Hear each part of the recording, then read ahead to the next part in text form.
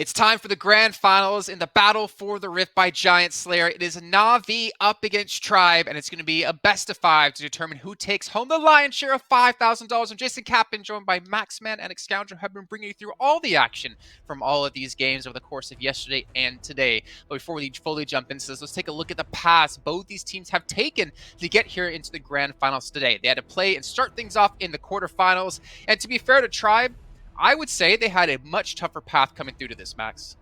Definitely, it's been a real hard one, I would say. At the start, Trevor Nova, we thought for a second it would actually go potentially to a game 3 after that throw. So Tribe able to win it because of a mistake from Trevor Nova, able to push their way forward. And we had the very first game 3 happening in the entirety of this Battle for the Rift tournament. It's been a great showcase of skill from both Tribe Gaming and Gamelord.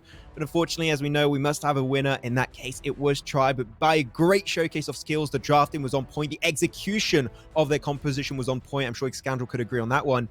And then they pushed their way into the finals to fight versus Na'Vi. They've been going through thick and thin. I would clearly say having some of the hardest matches throughout the entirety of this tournament to make it right to the finals. So they made it. And now it's versus Na'Vi. That's the last hurdle to be able to overcome.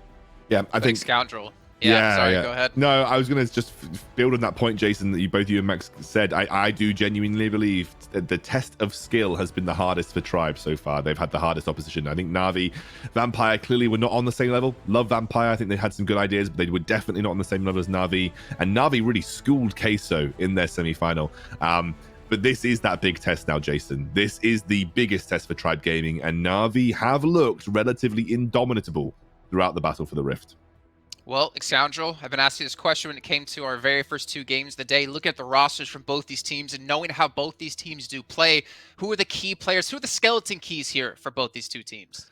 Yeah, I think from what I would usually say, like Leon, but now I'm now extending that to Doom Leon. Like Doom clearly showed me that he has the X factor when it comes to the jungle position for Tribe. I really, really do believe that he was the main reason that they got so far ahead in both their games.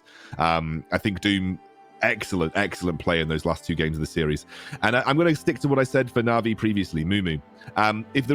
If there is an area of the map that I do believe is stronger for Na'Vi, I think Mumu and Juicy potentially have the edge over Friend and Clue. Don't get me wrong, I think Friend and Clue are brilliant, but Mumu has been the real X factor for Na'Vi throughout this series. However, that top set of the map, that's where I think, the edge is in favor of Tribe Gaming. I think Snitch is more of a facilitating mid lane. That was a hard sentence, Jason. More of a facilitating mid laner, whereas Sky has a bit more of the carry potential. Snitch is more flexible, I would say, in terms of what he can pick, but this is going to be really interesting. Honestly, I didn't predict it coming in. I thought Na'Vi would make it. I actually didn't think that Tribe would kind of beat out Gamelord, but they did. They proved that they are really on the top of the Europe right now in terms of their team. And I think this will be a really close series. Max, I'm also looking towards Ghost in particular to add onto the list that Excoundrel gave us, because we saw that Doom just had so much freedom to camp the lane of Leon when it came to split pushing potential. And Ghost, for me, easily one of the best junglers we have to offer in Europe.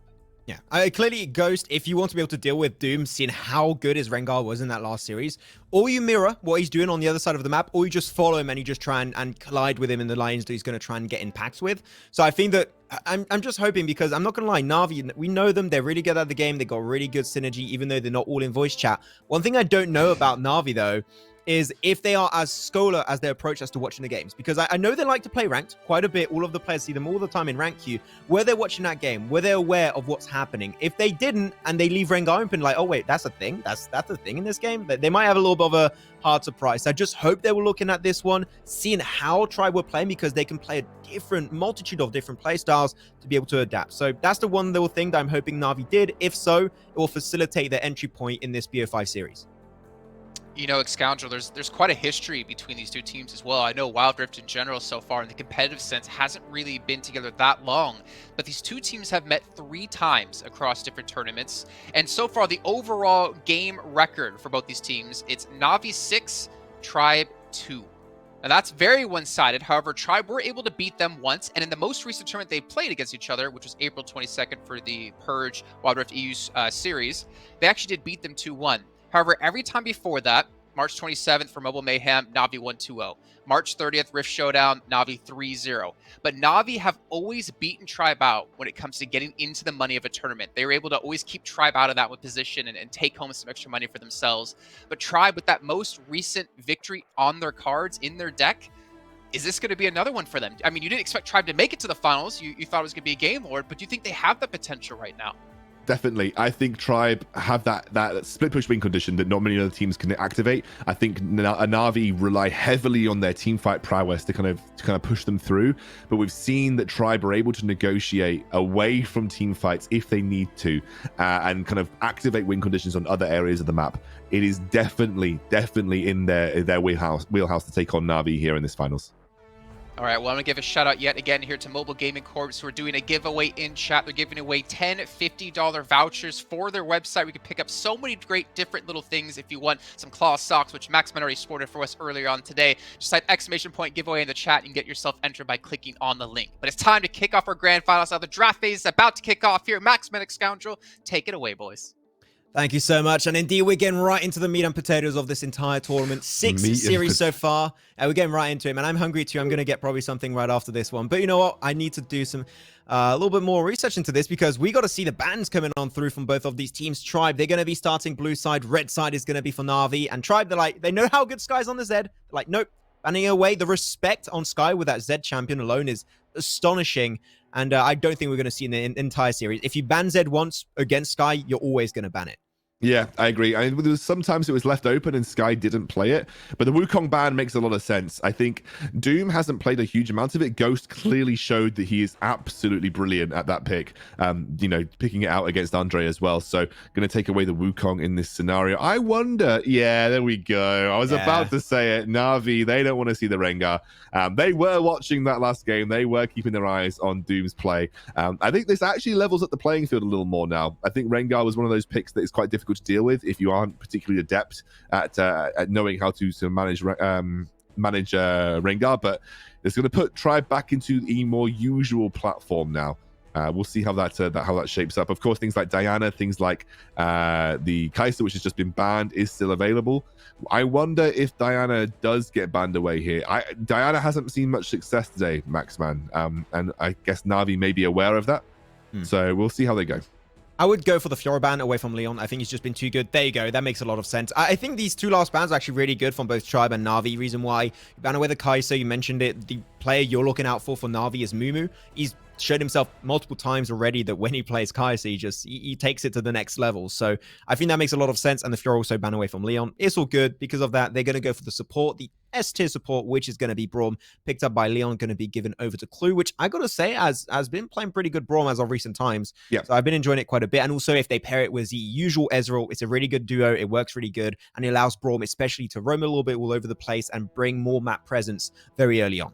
Well, okay, look at this early draft from Na'Vi. Like, the Braum goes over, but they take the Diana, but actually they also take the Camille. Do you remember in our first day where Trovo Nova were matching up against Tribe, and they banned every single time? The first two bans was Camille and Leona. Sorry, Leona? Fiora. They banned Camille and Fiora every time. That's because Camille and Fiora are two of the best champions that Leon has on that top side of the map. Now, obviously, Galio getting locked in here. Galio is generally the immediate answer into Diana in the mid lane, and we've already seen that Snitch is very happy to pilot that. So they seem to be denying Leon here, as well as picking up an S-tier mid laner in the form of Diana. But Tribe are already very comfortable responding, and actually looks like the Vi comes out again. Now, actually, I was talking to Snitch about that draft, and he said, I don't actually know how they ended up winning that Jinx game, because they didn't really have the comp that should have been able to do it. Interesting that we see the Vi coming out. It's usually good at, single target lockdown, for instance. And Ezreal's a champion that, Vi can help sort of give the edge to. The Evelyn is left up for Doom, though. That is something that was banned away against him previously. And exactly, the Pantheon for Leon. Pantheon recently got buff after buff after buff, and on 2.2c he got a significant buff as well. This is Leon bringing something that we haven't really seen tried out much in competitive right here. And again, into Camille, it is a matchup that you can do relatively well in. And looks like we're going to see Mumu piloting on the Corki in the bot lane to give a bit of extra mixed damage to this composition, with a lot of strong AD top side, the bot side being very AP focused. But that's great for Galio. Like, Galio loves heavy AP champions, so Snitch is going to be very comfortable with that. Super interesting draft here, Max, for our first game of the finals. A Tribe Gaming is just going to be a surprise fest. Every single fight that they're going to go with, you're like, oh, there's only 2 players. You only got, like, you know, the likes of Snitch. You're going to have also the likes of Friend and Clutho going to be in that position. Then you snap your fingers and instantly you're going to have Snitch. He joins up with his ultimate. Leon, he joins up with his ultimate. Doom was invisible around you the entire time. And then you turn it from a 5v2 into a 5v5 in the snap of a finger. So there is that surprise factor. It could go pretty well in the side of Tribe, but I do agree that also Na'Vi got a really nice composition, especially having the Lux play by Juicy is a really good showcase. He showed that champion is definitely really strong time and time again. But here we have it, ladies and gentlemen. We are ready to get right into the action, into the grand finals of the Battle for the Rift. It's a BO5 match. We're going to be here for a while, but it's all going to be the merrier as we get deep and get more action by the minute. This is going to be a great series, Excoundrel for sure. And I do hope it's going to go to a Game 5 because you don't see this kind of finals every day. No, I'd love to see this go all the way to a Game 5. I'd love to see these 2 teams duking it out against each other. I think I want to dive a little deeper. I'll take that deep for you, Max, and use it in proper context here. I'll take that. I want to dive a little deeper into these comps. I think when it comes to Tribe, I'm a little worried that I feel like they have to snowball this a little harder. I think that especially top side of the map is very snowball dependent. Both Evelyn and Pantheon are 2 champions that do like to get ahead and then use that sort of lead to kind of really be oppressive by the way of their engages or the way of just walking into lane and blowing a single target up. I think if you let this go evenly, you might struggle in team fight scenarios, especially because it's very easy for Na'Vi to kind of play away from the engage from the Pantheon and the Galio. But Leon is very capable of kind of accelerating this matchup versus the Camille. But I just worry that, especially with the Lux support, the later and later this goes, if you're not able to snowball this, you're actually going to start to struggle in terms of damage output. And they're going to have a little bit of a hard time. We'll see. Oh, okay, mid lane. I thought that was going to go the fight. Sky's going to go for the dive. Snitch going to have to dash away from that one. The honey fruit is going to be up and available. But I agree, it could be a little bit of a hard encounter. But there you go. Evelyn going to be putting the mark down. The charm will be connecting into the mid lane. And the Vi's going to join. Actually, is going to be Ghost. Going to be making it a 2v2 potentially. Understands the Garen's not super healthy. Not going to go for it. But Leon topside, there you go. With a Pantheon, a very strong early game champion. He is level 3, so he's got full access to that early game kit. And he's already putting Leon in a pretty uncomfortable position. Yeah, but Leon has already used his honey fruit, whereas Garen, he had not. Gotta be wait a second. How on earth did he just get a free dive off there versus the Diana? Sky getting caught out by Snitch in the 1v1. I've done Snitch dirty here. I said Snitch was a facilitating mid lane. Just kidding. The guy popping off in the 1v1. Yeah, gives himself the first blood there, looking at real comfortable at the end. Do they understand? This is finals. Like, you guys got to be careful. This is the last game. It's the difference between getting $3,000 and $1,000 if you lose it. So take a chill, guys. But still, there was a good engage from Snitch, as you just mentioned. It worked out just fine. Really going to be taking that game in his very own hands. Now we are 2 minutes 30 seconds in. Just a 300 to 400 gold difference in favor of Na'Vi, so really nothing too scary. And we know Tribe know this. They played against them so many times. As Jason said, they played 3 matches total against them. 2 of those went in favor of Na'Vi, and in recent times, Tribe were able to win it. So Tribe know how to win versus Na'Vi. You don't give them any lead. If they get the slightest, they're going to roll away with it. Doom just waiting on the sidelines here versus Sky, going to get caught up.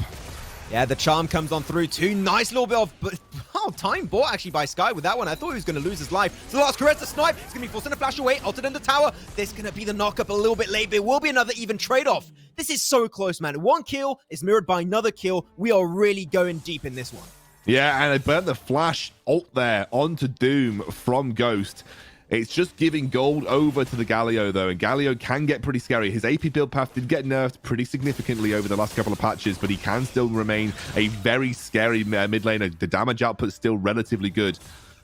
Really putting pressure on. The Sky played that excellent, though, by the way. You did mention it. That ultimate was beautiful. Bought a bit of time for himself. He barriered at just the right moment. Leon now looking to punish Garen in the 1v1. That shield was huge. Hectic ultimatum, trying to move away. The hook shot's ready to go and allow that disengage entirely. And that's one ultimate down completely while Leon still has his. And Doom does not have the final caress, but it doesn't really matter. The last caress is not going to be the damage he needs because he's going to get the charm. That's the setup they require. And Doom, it doesn't matter if it's Rengar or Evelyn, he is going to be putting Leon in a very comfy spot. Yeah, and they're going to try and trade immediately here, Na'Vi, onto the Dragon, starting up by Vi by herself. Ghost has to be careful. Can't quite get the edge on this Dragon just yet. Snitch still very powerful. Taunt comes in. Yeah, the CC, that's what we need. Nicely done from the likes of Snitch. Nice snipe coming out, especially from Friend. They do lose themselves to Braum. He's going to be the first casualty. Friend will be able to make another trade off. The shield is there, but not enough. And now they're going to continue. Tribe, you got to be careful because Garen is still really healthy. His health bar is almost topped off, and they will lose another player. Now that's going to be a 5-4 kill lead in favor of Na'Vi. With the Dragon up, they're instantly going to put their focus on that one. Snitch, though, still available, still ready to fight. Has that taunt, and there are low HP bars from Na'Vi. This feels like a little risky, and Leon knows it. They're going to try and zone them away. Leon, now the target taunt comes in. Yeah, you got to be careful. That's not looking good. They still get some really strong damage. Leon will eventually lose his life, but not before trading it away, making it somewhat even. And the Dragon got a little bit forgotten about by the side of Na'Vi, but it does go low, smited away, secured by the man himself, Ghost on the Vi, and Try maybe trying to pick up as many silver scrapes as possible. They're going to get some nice poke onto Ghost, but they're going too far. They understand it. This is not their territory, as they're going to be leaving it for the time being. Many silver scrapes. Are you thinking about Game 5 already here? Are you I'm thinking, yeah. I'm thinking in the future, man. I don't know. I've seen it. You've seen the future here. Doom, super aggressive. Has to be a little careful. Has to use the ult to actually get away as well. Pressure on. Was that worth it for the Wolves? Maybe. Maybe worth it for the Wolves. You just don't know what's going through Doom's mind here. Insane team fight, though. I mean, I have no idea how Ghost survived that long on the Vi. Like, what on earth happened where he was on like sub 5% HP for like a good 5 seconds and he didn't die? Must be the shields coming out from Juicy as well, just keeping him in a relatively comfortable spot. But Na'Vi are definitely being threatened more than they have been this entire tournament by Tribe. And you can see it, a lot of it being facilitated by our two junglers. I think Jason was right to really point out Ghost and Doom as two major facilitators for our teams here in the finals. They've both been active on the map. They've both had high kill participation as well, and really have been a real driving force for kind of getting some advantages in the side lanes right now. I'm surprised, actually. We haven't been seeing Ghost play Lee Sin when it was not banned into this one. So I'm going to see that one coming on through. The snipe not going to be there in time, so that's going to be another jungle objective taken away by Ghost with the smite at the end.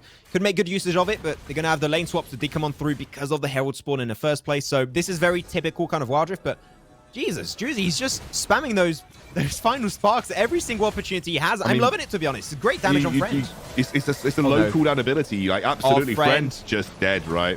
Yeah, loses it straight off to the hands of Mumu. Clue, he's giving up on his life. Like, nah, mate, I'm going to be taken down. I know it. I have no chance of survival. The knock-up is going to be big for Ghost. Doom will try and move away back under the safety of his tower. Snitch will try and escape too, but Pantheon! Leon, he wants a piece of the cake. A little bit late to the party. And now it's going to be Na'Vi keeping two players still up and ready to go. But look at the response. Look at the response from Na'Vi. Immediate commit to the mid lane here from their mid laner, and I believe the rotation coming in from Garen. They will take the mid lane turret as their first turret again. How is Mumu still going? How is he still going? Trade-off once more. Goes there instantly. Just one spike. That's all Doom requires. Rotate. Can we just calm down for a second, okay? Just a second. Snitch is going to take the fight. He does get the Hectic ultimatum. The bar is not going to be enough. Garen will be making it another trade. Okay, we have non-stop action, and I'm loving it. I live for this.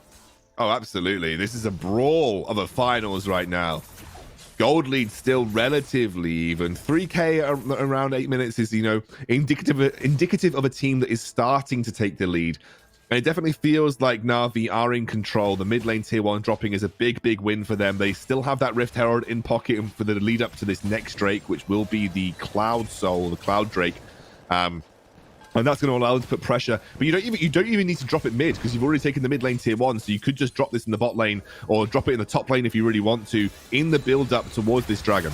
You're going to go for the final spark. You can't move during that wind up animation, and he's going to be unfortunately taken out instantly. Another True Shot Barrage down to the bottom side. Going to clear away the minion wave just a tad, trying to get the slow with the CC. And Garen is going to be making it away just fine, I believe. Yeah, he's still got the tower. He's going to be golden, but Tribe, they are rotating so heavily as a team, and it's been working so far. They've been able to reduce that kill lead quite a fair decent bit now. It's 2 kill difference, and the passive's going to be procced away. That concussive blow into the final, into the Glacial Fissure. That's all they need, but Garen is still able to survive. Will get smited away like a jungle camp done by Doom, and they go himself now 10 to 11. Both teams on double digits, and the dragon about to spawn. This is going to be another action about to occur. Yeah, 2K though, and you're actually backing in anticipation of this dragon. I think Corki has the package too. I believe Tribe will just have to take the kill and back off at the end of it. I mean, whoa! Oh, no. Sky! Okay, Sky, maybe this is not what you want to do. Does get sniped away, though that's going to be really good damage because now the Drake is still going to be pretty easy for them to take. Snitch going to get himself a great four-man taunt. He did everything, Snitch. And now Friend's going to be on the other side. Moo's going to be trying to converge and fall his way forward. But it still went over to Na'Vi. They win the fight despite a great engage from Snitch. They get everything they ever wanted in that. Moo, 8-1-4. What is this madman capable of? We talked about it before the game. The star player for Na'Vi, the X factor in the AD carry position, 8-1-4. And that package into Valkyrie, into double kill was pure brilliance. Just found the angle, executed on it straight away. And this guy has been a standout player for me. And Ghost should... Oh, Leon jumps in, but I still think Ghost gets out here. Got the infamous dash boots, so he sees that he's going to be making it back on over to the honey fruit, so he's going to be able to heal up. 10 minutes now into this game, and we are seeing a pretty big lead being built up by Na'Vi, and they're not the kind of team to give it away for free. So this is now Tribe. They can still make it happen. These 5-man rotations have been working phenomenally well, but you need a little bit more. Here you go, 1v3. That's exactly what you require. Another snipe connects. And I'm going to have to put an MLG montage after that one because those are dirty. A 3-man knockback into the moonfall. That's the setup. That's the turnaround Na'Vi needed despite not having the man advantage.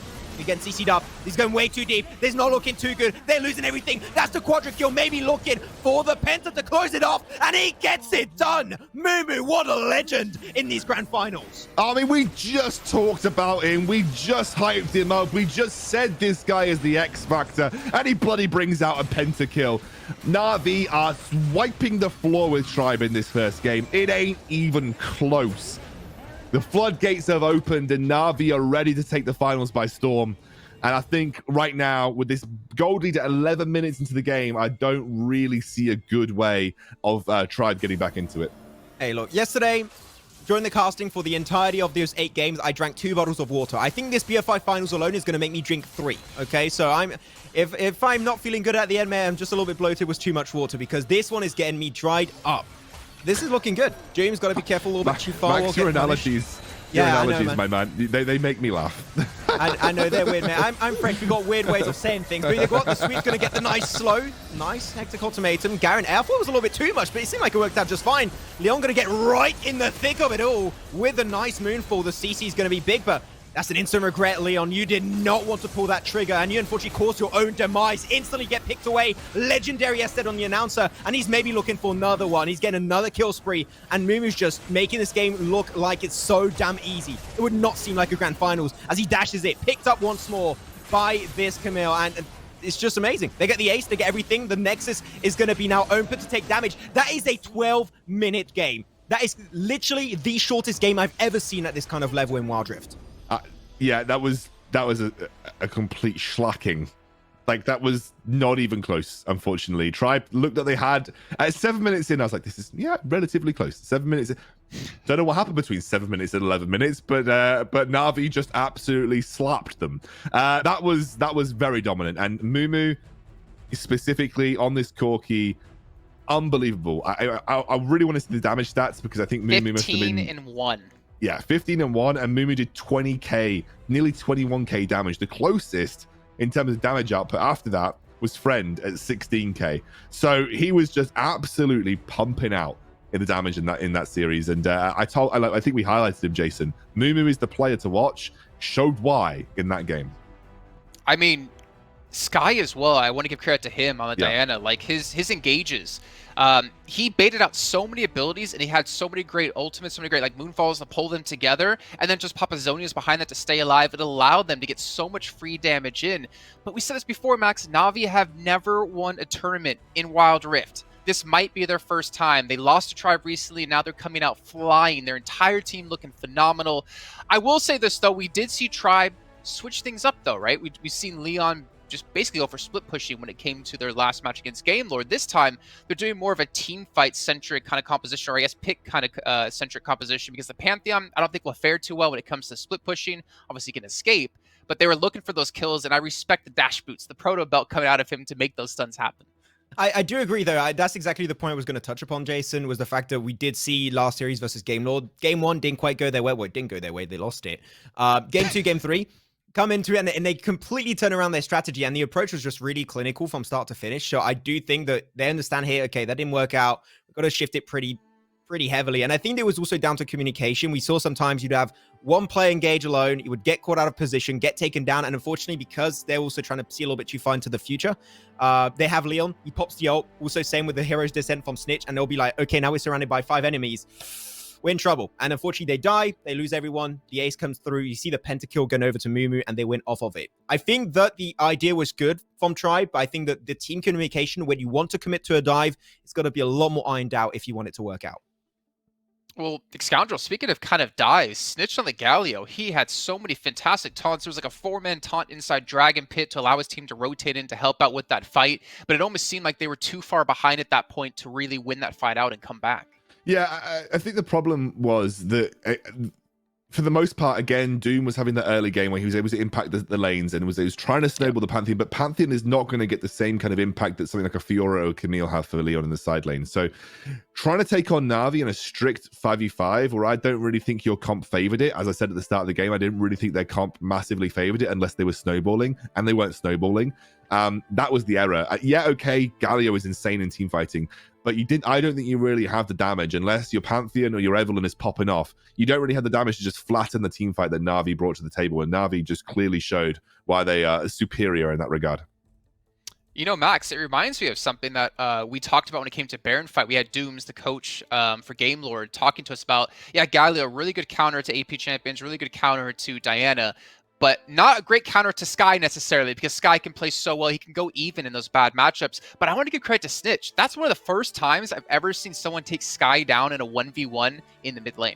It was super early, like, what was it, a minute, 30 seconds, 2 minutes? It was really early on. 4, I think. Yeah, as a Galio too, I was like, he's not going to commit to them. We just go over to him. The fight's already over. Like, what happened? All we know is that he won the fight. But I do think that he has now taken more of a position of normally would be the engaged champion, which he did do, but he seemed like he wants to be a little bit more proactive and really take those engages in his very own hands. So I think that change of mentality of Snitch is fantastic. I love to see it. I want to see more of it, and I think that Snitch is really finding that very sweet spot with the Galio. I'm not a fan of it in mid, but he's making me enjoying it quite a bit.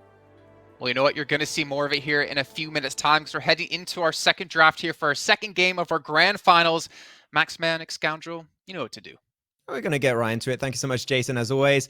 After seeing that first game, though, I'm not going to lie, it is not looking great for Tribe. I want to see it go to a game 5, but Na'Vi, if they keep on going like this, is going to be an absolute landslide of a game in their favor, as Ziggs is going to be taken away, because who likes him?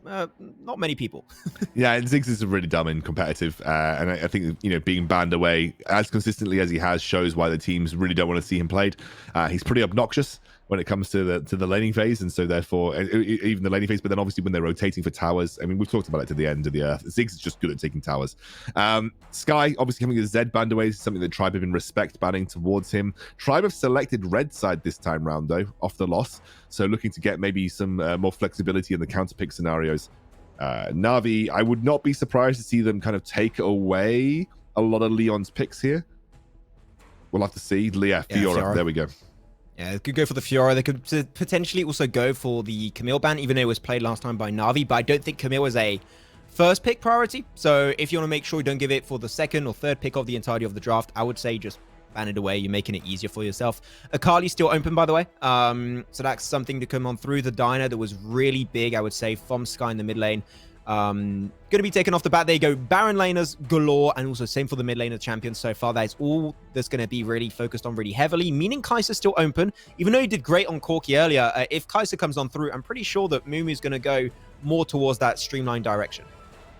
Yeah, I think it definitely the way. I think Mumu on Kai'Sa has been absolutely nutty, so that would be, you know, a thought for me. Wukong left available though, Ghost showing why he was so good in it in the semi-finals. They probably look towards a potential Yasuo pickup here then for Sky, because the Yasuo Wukong combo was something that was incredibly important for them, but looks like Leon is going to go back towards what worked for him yesterday. It is going to be the Gragas lock-in.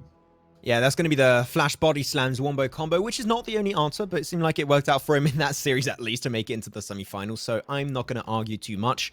There you go. Kai'Sa picked up, no big issue. Garen 2 onto the Darius. He likes his Malphite, hasn't played it just yet, but you know what? Darius is another champion that's going to be really good to try and set up those fights, and if we saw, like, yesterday, we saw one team fight. I don't remember which game it was exactly, but it was a triple kill. First 3 kills of a game for the side of a Darius. We know how threatening that champion can be, but one champion is very threatening. We've got one big kitty back into the draft, and that's going to be played by Doom in jungle once again.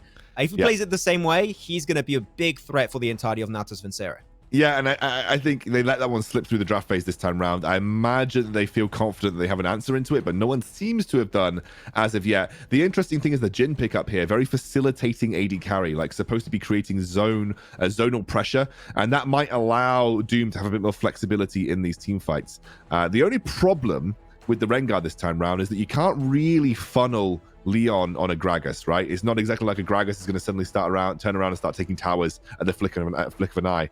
But there is always an option for something a bit more split push orientated, but it looks like Snitch is going to lock in the Twisted Fate, and the Twisted Fate Rengar combo is pretty disgusting. So expect a lot of cross maps from these guys. Potentially expect Twisted Fate to look for side lane pressure with the Lich Bane as well. Whereas you've just got pure team fight potential from Natus Vincere. You've got a lot of wombo combo. You've got the Orianna this time around. You've got a lot of shielding there as well. They're looking for the 5v5s. Tribe are not.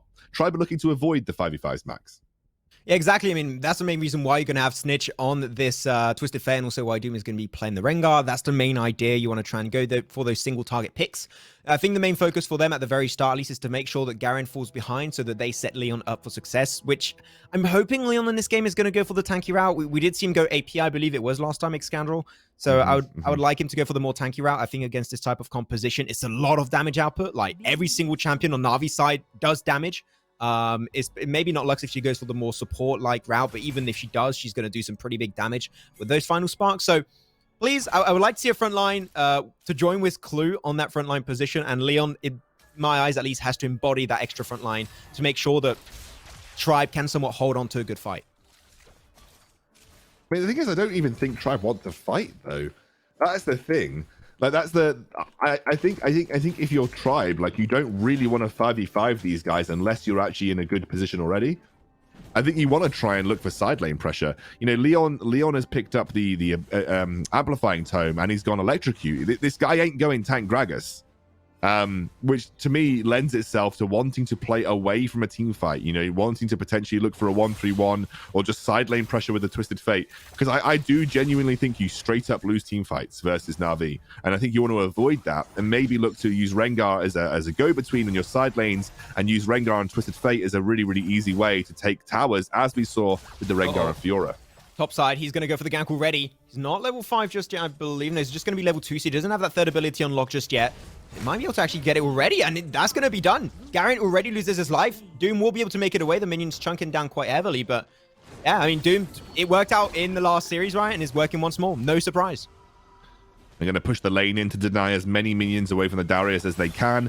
Beautiful stuff from Doom. Again, you don't usually expect a Rengar to gank very early on, but a topside clear without actually completely ignoring Scuttle straight into the gank onto the Darius is clever stuff from Doom, because now he's going to be able to go through his bot side and get the River Scuttler, even though he doesn't really have the priority to do so. Looks like there's going to be an immediate response from Na'Vi, though. Oh, instant flash. Sky's like, I'm not playing this game. This is a game I know I'm going to lose. Jeez, just like my Monopoly, this is not looking great. Gonna hop on back on over. Ghost and Sky gonna be there, going for the re-engage once more. Nice little bit of CC, going for the push. He doesn't have level 5, and I think he forgot that for a split second, but it still turns out okay. Doom is gonna be the first casualty of this game. The kill given over to Na'Vi from great frontline, but unfortunately, can he survive it? The answer to that is going to be a no, and he's looking for a triple kill. I'm thinking he's gonna get it secure. No, actually did. I thought it was stolen away by Ghost. Another knock-up, and they just clearing this slate clean. Excoundrel 4-1 to Na'Vi, looking like another good early game. Oh my god, that is disgusting. Mumu! That was disgusting. And again, Mumu, quick to react. The only thing that Na'Vi had in their favor in the lead up to that play was bot lane dominance. They had complete bot lane priority over the Jhin and the Braum. And Mumu was the first to move, moved up, and Doom couldn't find the executing blow onto Ghost. And then Ghost hitting level 5 in the middle of the fight was the creme de la creme of that fight because he was able to continue it and take more gold away from Tribe. And that's Na'Vi team fighting in a nutshell. Played pitch perfectly. Nothing that Tribe could do about that. And it was, they didn't even all have level 5. Literally, I was skeptical for Ghost Engage because he did it very heavily. Did have still a little bit of self-healing thanks to the Golden Staff. But he didn't have the Cyclone. And I thought that was going to be the fight going over to Tribe. But then the follow-up, the team synergy was exactly what he needed. Though bottom side got a big fight. And once again, Friend, he is not looking healthy. Having to lead that fight instantly. And he goes down, I think, to the red buff burn damage. Doom is also going to die. Doom. What is going on, Tribe? You lose everything in that. I mean, this is the problem with Rengar. Once you start to fall behind, once you make one error, things look a little bit more dicey for you. 7-1, the gold lead at 4K before we've even had the dragon spawn. Na'Vi are in control of this game, and it feels like they're starting to get control of this series here as well, Max. I mean, Tribe were feeling really good. It was that first rotation from Doom. They got themselves the first kill. It was like, hey, we're looking good. Then Na'Vi like, yeah, but what if we get 7 kills? Yeah, we got 1. Well, if we do get 7 kills, now that's when trouble starts to arise. So Na'Vi are definitely looking amazing. It goes without saying, they already got himself a 2, looking now towards a 3K gold lead before the first dragon fight even happens 4 minutes into this game. That's a lead that really does make a difference early on in your game. But they got to be careful because they're a little bit spread. It's a 3-2 split currently. So they might get a sandwich position. Leon does go for the body slam, does go wide. There you go, Apren into the shockwave. That's some combos. You love to see it into the cyclone. Final spark. Every ability lands, but all of that for 1 kill alone and a lot of damage onto another target. That is going to be Leon pretty low, but the dragon's up. So you know what? Even though it's just 1 kill, they get priority towards the dragon and they get it for free. And they're going to be able to take that away and try falling further and further behind. Doom not even able to get a consolation kill onto Gowron on this Darius. Not looking good for Tribe in this second game of the series. Not really sure where you can go from here either. You've got a 5-0-3 Kai'Sa. Mumu already staring down full upgrades at 5 minutes into the game. We've talked about the strength of this guy. We've talked about the strength of this player as the X factor for Na'Vi, and he's proved it in 2 games in a row already. I don't want to be seen as a negative Nancy, okay? But I can be from time to time. What I'm going to say here is that as of recent times, I mean in the past 1 to 2 months, I have never seen Na'Vi lose a game where they had this dominant of an early game stage. Literally never. There's not one game where I recall where they lost the lead, where they already had themselves 4,000 to 5,000 goal lead in their favor in just about 5 minutes and give it over to a team because they throw. Throws, Na'Vi don't do that, or they do it very rarely, and typically is not game defining. So Tribe, if they want to take this away from the jaws of Na'Vi, they're going to have to get some of the best wildrift I've ever seen to just even have a chance to make it back into this game, because Tribe, they can make it happen. We saw it many times, but it's going to require a lot of effort from the lads to actually make it happen. Well, their team fight sucks, right? So their team fight is not as good as Na'Vi's comp. They really wanted to transition Rengar accelerating a laning phase into a strong Gragas and a strong Twisted Fate, and you literally just have your Jhin clearing waves as much as possible. They're just 2v2ing them in the top lane. I mean, Snitch turns up here, but is even going to get the work done. Mimi's like damage? What's that? I don't know. The death? No, I'm not aware of what that is.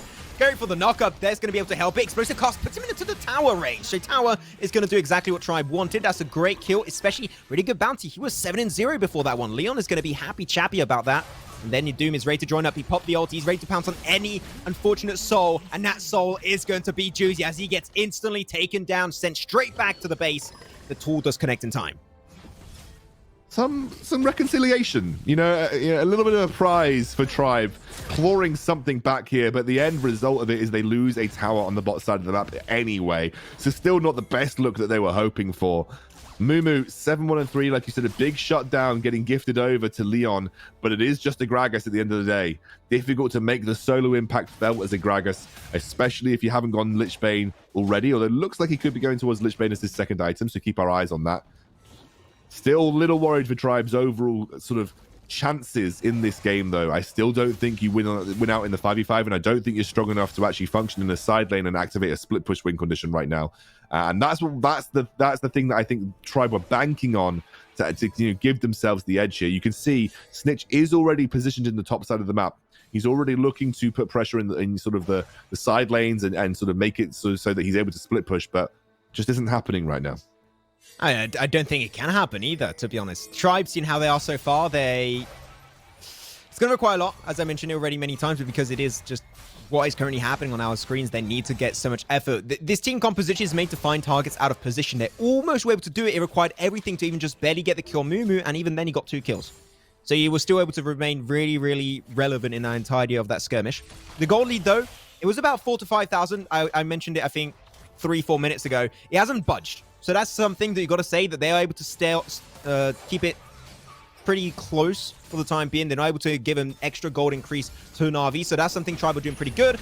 But unfortunately, you check the bush, you have no information in that. They're going to have the concussive blow also, and he is given another kill over. So that's good. That is how Tribe can get back into this one. Yeah, just keep finding those. Keep finding shutdowns, keep finding side lane pressure. Maybe then use that to convert it into turrets like you're seeing now. However, you know, Na'Vi are always trying to bite back somewhere else on the map. But you got to say that Juicy, whoa, he was asking for that death. The concussive blows with Clue and also with a Rengar dive, and he just gets those basic attacks instantly. It's working great. Tribe have found the opportunity. They found the key to success. And I've got to keep on going. Oh my god, Mumi, that is way too much damage. That should not be allowed. A little bit too far forward, instantly going to get knocked up. They found like a bouncy castle composition, but same for Tribe. Ghost going to go golden. The body slam is going to connect right on the nick of time. You will almost be able to survive it. The dive, Mumu. Maybe that's too much. The shield is big. He's able to flash away. Going to be burning away from the red buff. He will be making out with just, I believe, if that was 1 HP, I would literally not be surprised. Final spark, away, cancel the back port. Oh, he moved away from his own. He moved away from his own Lux's ult. No, he moved away from his own Lux ultimate. He was that on edge. He was like, oh god, Lux ultimate, and then realized it was his own Lux. Oh goodness me. No good one. It's I don't know. That was a 3v5, and it still felt like Na'Vi came out on top of that fight because of Mumu. And that's the problem. Like, yeah, you can make these individual picks, but you need to convert it into something. Oh no, the apprehend through the wall is small enough, Snitch. You should not be hugging that one. There you go. Instantly killed away. Extra kill over to Mumu. Is he going to get 2 legendaries back-to-back? Is he going to get maybe even 2 pentakills back-to-back in a grand finals? If one man can do it, it's definitely Mumu, man. He is looking golden this entire series. Yeah, and like I said, like, we're seeing some individual picks in the side lanes, and that's great. Like, I love it. That's the really good way for Tribe to find an angle back into this game, but you need to convert it into something. And every time that's on the cards, you know, you're still seeing Na'Vi take something else on the map. So it's not like Tribe are getting away with these picks in the side lanes for free. They're losing towers because of it. And that's the problem. Oh my goodness. Proto Belt into the apprehend. I mean, Leon's already so low. It just put one person right in jeopardy. And that's going to be very unfortunate. The Darius Garen losing his life instantly. The knockups are big. Bomb Ghost with the Wukong. That's why it got banned away earlier. The engaged potential of that champion is completely astonishing if it's executed well. Na'Vi take down everyone. Doom will be the sole survivor. And now with the objectives available, they can go and do anything they want. Yeah, I don't think they'll do Baron, though. There's too much of a risk of a Rengar stealing it away because, you know... But they can push down this mid lane, look for a mid lane tier 2 here. They have got the time to do so. And you're right, Na'Vi just really popping off. 11, 1, and 6. I keep reiterating that kill score right now for Mumu because it's highlighting how good he is. Now, Twisted Fate could be looking for an ult here. Could be looking to flank. And so you can see Rengar searching for an opportunity to go into the engage. Yeah, I was about to say, you maybe don't want to go for that push just yet. That was a nice try. I like the attempt. I like the approach, but he still had all the players alive for Na'Vi, so that was definitely not the play to go for. And go for the route from a distance. The golden card is ready to go in and engage when needed be, but nothing just yet. Though, still have this tower. Clearing out, okay. Spy and Final Spark going to be coming on through. Nothing really happening. This mid tower is really helping Na'Vi because they keep retreating to it all the time. If there's in some way, shape, or form a world where Na'Vi can pick it up, then they will have a little bit more breathing space to play around, but while that tower is still standing strong, Na'Vi are always going to have that big blanket of protection to go back to if they are feeling like they're having a little bit of a bad fight. Baron is now the obvious objective for them, as you said, Max. You know, this is something they're going to want to set up over the next couple of minutes. And they are strong enough to just kind of force that team fight. Like, ways that you want to draw a team that doesn't want a team fight into team fighting is by going for these big objectives that you just can't ignore. But Doom is looking for the flank here. Could maybe find an isolated Mumu on the sidelines. Yeah, he gets himself some nice damage. Unfortunately, not able to convert it right away. Goes golden. That's going to be Ghost, and he's going to be smited on down by the likes of Sky. And now the fight is just looking like it's going to be an absolute breeze for them, as the Braum is going to be the secondary pickup for Na'Vi. Golden card connects a little bit too far there, I would say, from Sky. But you know what? He's not going to get punished too heavily. He does get rooted down once more. The Barras were strong. Now they're going to move straight towards the Baron. Even if they don't take it, they want to threaten it, right, Excoundrel, to force the fight to come to them. You can see the Jin ultimate comes through. Sky's going to have some fancy nice feet. Garen blocks out a couple of the shots. You can see that Doom desperately searching for an avenue in here, maybe looking for a steal if he can. It's their only chance at this point in time. Through, Sky not looking healthy, does get the Aberrant into the final. Sparky gets absolutely lasered to the ground. And Na'Vi, they get the Baron, they take the win onto that fight, and now they're just going to go back to base to reset. They want to make use of that gold. And this next fight is going to be even harder for Tribe to win. Yeah, I don't see a way that Tribe do with a 10k gold disadvantage at this point in time. Like, they found a good flank onto Mumu there. Doom did find the angle, but the stasis enchant cut him down in his tracks. And you saw, I don't know if you caught it, Mumu's ult to dodge the body slam from Leon, then to get the kill. This guy just has mechanics that are out of this world insane. One of the best AD carry players on the server, absolutely. And Na'Vi now gearing up for their third dragon. It's on the cards in 20 seconds. You can see Snitch now having to run away from the gank squad that is the Na'Vi roster. Tribe just not able to execute. No, just saying Tribe just unable to execute on any of their win conditions right now. Yeah, I was just about to mention, just especially how you were talking about Leon. This is why I'm so hyped for Worlds. Literally, I think that EU has really a chance when it comes down to those kind of international tournaments. And I've been watching a lot of Icon series, so I really think they have a good chance for it. Likes of Tribe and Na'Vi too, especially Na'Vi from how they're playing this one. Very easy pick up onto the cloud. The Ocean Drakes. That's going to go their way, increasing the extra life steal potential, which is going to be huge for Mumu. And they're looking once again for it, and he's got the engage potential. I mean, he's got himself the Proto Belt into the Apprehend, and that's going to instantly convert into a kill. Not just yet. Snitch delays it. Boom, 3, 2, 1, and he's down. Now it's another 5v4. These engages, literally, I would not even say Garen is not the damage dealer. He's just, I am support engage. I mean, yeah, like, for Garen, he's got 3 defensive items. He didn't even go Black Cleaver or Triforce. He is the tank for this team, but he doesn't need to be. He's got that true damage that's always going to be a threat in this game. They're going to get the inhibitor turret out the back of this as well. They've got another wave crashing up towards the top side of the map. They could potentially rotate bot if they wanted to. This Baron making it way too easy for them to push down these lanes. Tribe, they're going to have to go for a reverse sweep, I feel. It's 2-0 right now. Na'Vi are absolutely in the driving seat. And I don't really see a way that Tribe get this win. It'll be a reverse sweep scenario for Tribe to win out here for Battle for the Rift. But otherwise, Na'Vi, the team that has yet to claim a title in Europe, could be looking at their very first. Can we talk about those shields, those barras granted by Juicy? They're just out of this world. It's so big. And Garen, yeah, really serving the process of that, being that tank. He does get stunned away. That's a good explosive cast. Maybe giving them the edge to actually get the initial kill onto the Darius. But Garen is just unscathed once again. He's like, yeah, it is but a scratch. Makes it out just fine. And they're going to be moving away. Na'Vi just can't die, it seems. I mean, they have so much sustain. And they have so much, like, protection of damage. As you said, those Lux shields are absolutely ludicrous. Yeah, I agree with you. There isn't really a good way to find the angle. And, like, I don't really think the damage is there from Tribe. No, they're not having a real good run for it. The Baron is going to be up in now 30 seconds. And typically what Na'Vi do, because they're very methodical when it comes to these kind of advantageous positions, Baron is about to spawn. They're going to clear the vision. They're going to put their very own vision in that position. If they're Scuttle, they're going to pick it up. And then they're going to force the fight. Even if they don't get the Baron, they don't really care. All they want is to force the Baron, take control, have priority, and force Tribe to come their way. Because if they do not deny that Baron away, it's pretty much game in 99% of cases.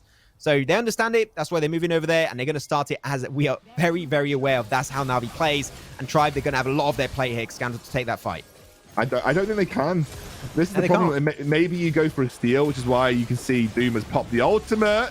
Nah, not going to steal it away. Nice attempt. I do really respect it. But you've got to be careful there. Garen's going to be taking a 1v2. Final spark connects. Nicely tanked away with the Unbreakable from Clue. But the flashes, they're trying to disengage and trying to make it out as much as they can. Doom already lost his life. And the true damage has really been strong. Nice stasis. But Snitch just going to delay the impossible to avoid. And that is going to be his death at the end of the road. As Na'Vi still up as a 5-man crew. There's only the likes of Clue, Fren, and Leon. Can they survive it? We all know that's not going to happen. And the Nexus is going to be the focus of Na'Vi. They're going to take this one real damn seriously. Nice body slam from Leon, but it's just not going to be enough. And that is just an absolute dominating game and series so far. Na'Vi, 2 games back-to-back, and it looked like it was an easy mode from start to finish. My fingers are pointing to one person right now, and it is Mumu. He's clearly got a great supporting cast, but I mean, he's had 2 games in a row, Jason, where he has been the X factor player. Like, he's been the absolute star of the team, and I'm not sure the draft from Tribe. I mean, I get what they were trying to do. They were trying to use that Rengar to snowball again. I know they wanted to play away from team fights because they were a team that didn't really function in the true 5v5 sense. They definitely had a team fight potential, but they kind of needed to snowball it. And yeah, Mumu just again having kills. Yeah, absolutely insane, right? Like, how else can you kind of look at this guy?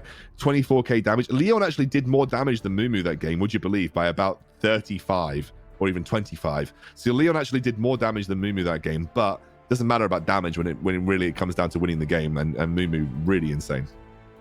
I mean, that game, you talk about Mumu, you even pointed him out as being like the player to watch, that skeleton key for Na'Vi. But when he gets 3 kills that early in the game and he's able to snowball, but more importantly, help the rest of his team snowball, right? If you think about how their composition kind of works, he needs to have a strongish front line to make sure they can't focus him in the back. And because Darius was so tanky and so strong, because they had Wukong there to be able to get away as well, it seemed so hard for anyone on Tribe to get into Kaisa, to deal with Mumu. So you had that free reign of just doing damage, kills, and eventually Na'Vi taking the second game. Now, Max, I'm a little bit worried. Every time that Na'Vi have won against Tribe, they've won flawlessly. Tribe need to win here if they want to have a chance to turn this around, but Na'Vi are just looking so damn good. Hey, look, this is the moment, if you watched any kind of like normal shonen anime, this is the time where he starts to have flashbacks when he's losing the fun, he's thinking back of his childhood friends, and he understands the power of friendship. He's ready to go back into it. Okay. So you're saying Tribe are going to win with the power of friendship. Is that what you're saying? Hey, the power of friendship is very strong, okay? If you use it properly, it's a pretty meta comp. So I'm hoping... Well, I mean, it looked like Snitch put the power in the heart of the cards in that one. But unfortunately, no Blue Eyes White Dragon could save them in this one. Yeah. We obviously are going to let the players have a quick break here since they get things ready for the next game of this series. But guys, I want to hear it from you. Tribe, what do they need to do? So, Excoundrel, we're going to start with you. What do they need to do to come back? Because they did look okay at some points. They had a very good early start as they punished Garen with Doom early on with the Rengar, but it slipped away. Do you think it comes down to the bans, or do you think it comes down to how they play this early game and transition into a mid-game? Well, I want to quickly transition back to what you said before we even got into this series. Like, how do you ban away Tribe? Well, I think Na'Vi are doing that. Like, you ban Fiora and take Camille, or you ban Fiora and Camille, and suddenly that threat of Leon as a split pusher in the top lane diminishes a little. You put him on Gragas, it's not, you could see it's not the same kind of threat, and you can't snowball the side lane as hard as you were able to in the previous series, and that's what I think's the missing here for Tribe. We talked about the strength of the top side for Tribe. They are being drafted into weak top side in general. They are being drafted into weak top side here, and that is really hamstringing what I think gives Tribe their win conditions, and that's a problem for them. They need to either put Leon a little bit like onto something a bit more split push orientated, or they just need to, I don't know. I don't know. I want to jump in real quick because we talked about Na'Vi, and you said mechanically when it comes to these team fights, they are so damn skilled, and they are showing it here. We talked about Team Queso, very methodical about how they do the macro game, how they want to move around the map and force objectives and take victories. Do you think Tribe's identity is based around Leon and these split pushes? Because that's where we've seen their success come from when they're evenly matched. They seem to struggle when it comes to team fights, if you think back to the Trova Nova and Leon's flash body slam in. Yeah, I think my personal opinion is that a lot of their identity comes through strong top side. Leon's ability to be super aggressive, and have that ability to just sort of force 1v1s, and you can pull resources into the top side of the map, which is not something that you tend to do very often in Wild Rift, and actually have it work out for you. I'm not saying that their bot side of the map is weak, because it's not. You've got some great players there, but I'm just saying that they've got this exceptional Baron laner that you want to give the edge to, but the problem is the bans and the picks right now are not favoring him. Well, right now, Na'Vi are 1 game away from winning their first title ever here in Wild Rift. We have to head to that short break while players do take a quick little break, get some water, get all prepared here for what's to come here in Battle for the Rift by GiantSlayer. We'll see you guys in about 5 minutes' time.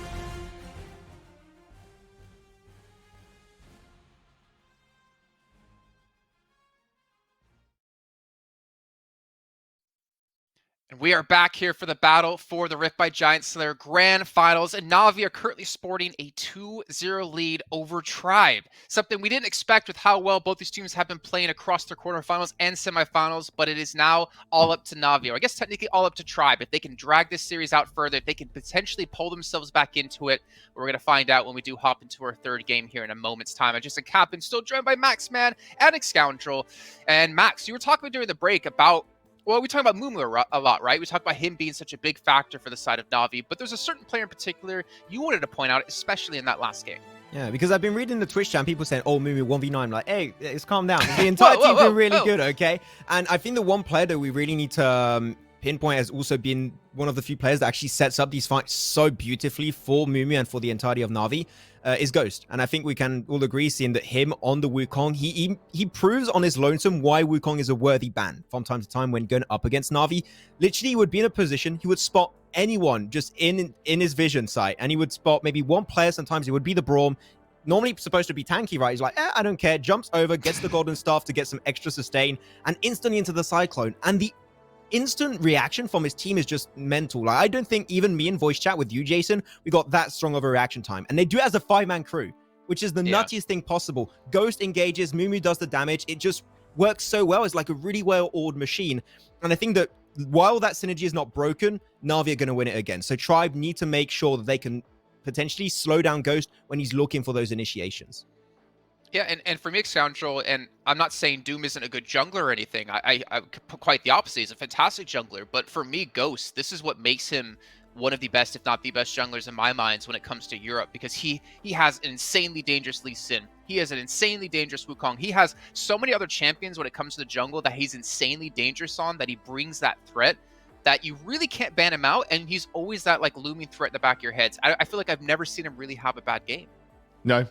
I think both. I want to give credit to both these junglers. I think they've both been driving forces at Doom in the last series, especially, and obviously Max just hyped up Ghost here. I think they're both really good junglers. Yeah. I would say that from what I've seen from both of them, that I do think that Ghost has a bit more breadth in terms of having the same kind of impact no matter what he seems to be playing. Whereas I feel like for Doom, like he needs these champions that allow him freedom of roaming of the map to impact the side lanes wherever he sees fit, like the Rengar and the Evelynn. He has a lot of impact in that sense. And Lee Sin as well, he's had a pretty good game on that. But I just think that, you know, Ghosts has more facilitating in his kit. Like he's much more willing to go down the facilitating path, and that sets up the strength of his lanes much better, you know, like Mumu, like Sky, etc. Whereas Doom is often more of a carry, and so like he comes out the jungle as being a bit more of a strong carry, and that, whilst in itself is a good thing if you're snowballing, if you're not snowballing, often isn't as good. Yeah, well, once again, I want to give a big shout out here to our sponsor, Mobile Gaming Corp, as they're giving away 10 $50 vouchers towards their website, towards their shop. So if you guys want to get entered into this type exclamation point giveaway, make sure to click the link and get yourself entered, because once this show's done, only a few hours left will that remain open before the winners are selected. But gentlemen, it is time to get our third draft underway here in our grand finals. Max Man, Excoundrel, you know what to do. We're going to get right into it. Thank you so much, Jason. And we might be getting in the draft here for the very last time of the entirety of this Battle for the Rift tournament. It's been a great adventure so far, but it might be ending here. This might just be the end of the road, unless the reverse sweep is now kicked into gear for Tribe Gaming. They're going to have to take 3 games back to back to back every single time. But as always, it wouldn't be a finals if we don't see the Ziggs getting banned away. So I still have hopes. It's fine. Yeah, we've only seen Ziggs played twice this entire tournament, I think, and that was in the Tribe's quarter-final game. I don't think we've seen any other Ziggs picked up throughout this tournament. I'm definitely one of those picks that you maybe one other game. I'm not entirely sure. I have to get my stats man Jason in the sidelines to check for me. He won one and he lost one. Yeah. Yeah. I think it's 2 overall. So yeah, I think Zig's clearly shown his 100% pick ban rate is that important for these teams. Ban phase looking very similar for Na'Vi though. We're going to see the Fiora banned, the Zed getting taken away here against Sky, so he's not going to have a really comfortable champion for himself in the mid lane. Kai'Sa denied from Mumu. I like it, but Mumu has shown that he's very comfortable playing a multitude of AD carry champions and performing at that same level on a lot of them as well. Na'Vi now have one more ban that they can choose to either aim towards Leon, maybe ban the Rengar away from Doom, although the Rengar, they had an answer for it that last game, so maybe they just don't care. The Camille ban makes a lot of sense. You take away the 2 clearly strong split pushing champions that Leon has in his kit, and that now puts Leon in a bit more of an awkward scenario. That with the Camille and the Fiora gone, it's a lot harder to just exert pressure in the Baron lane and activate a win condition through a pure split push champion. And that's why I think this ban strategy works well for Na'Vi. Yeah, talking about ban strategy, I love that final ban. I was just talking about Ghost, how good he was on that Wukong. It still leaves Lee Sin open, which Ghost, just before him started to spam Wukong every single game, I have the impression he was known as a really, really strong Lee Sin player on the likes of For a Difference. So I think that there's still an opportunity for Ghost to find that impact he's renowned for. But hey, Diana's going to be left open, so that's going to be the very first pick for Na'Vi. We saw Sky getting double knockups into his ultimate,